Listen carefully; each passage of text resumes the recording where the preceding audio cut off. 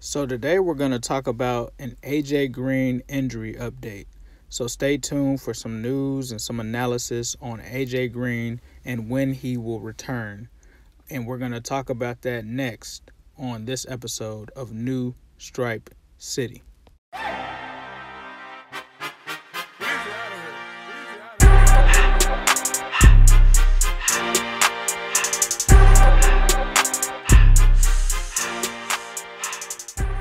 So it's been a while since we've talked about the high ankle strain or high ankle sprain that AJ Green sustained in training camp.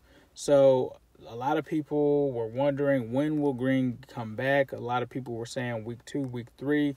I'm here to provide some updates and insight from information that I've read up on and things that I've heard myself. Now, none of this has come from Green directly himself or people around him. As you guys do know, I do have a source that's somewhat close to him. This is not coming from that camp, so just putting that out there. Now, originally, I assumed that AJ Green, and I projected that he wouldn't be back until week 5. I felt like a week 3 or a week 2 return would be too early, in my opinion, and I didn't feel the need and sense of urgency to rush him back.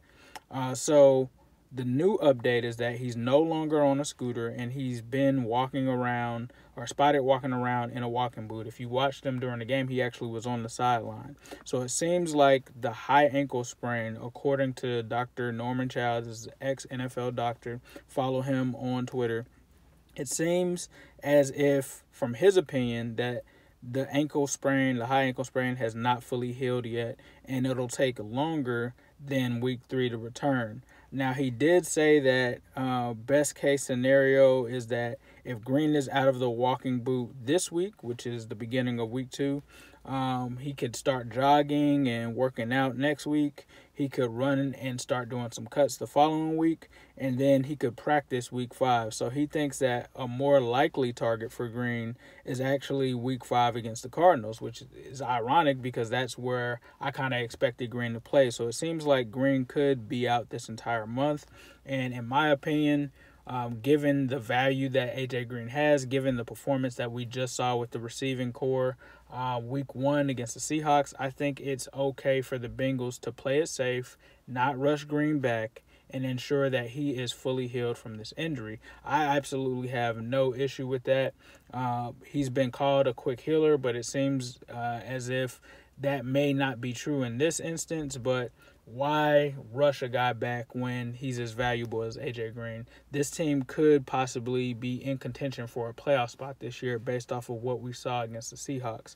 In my opinion, you don't rush him back. You let John Ross, Damian Willis, Auden Tate, once he gets back, kind of control this offense for now, especially with Joe Mixon and things of that nature.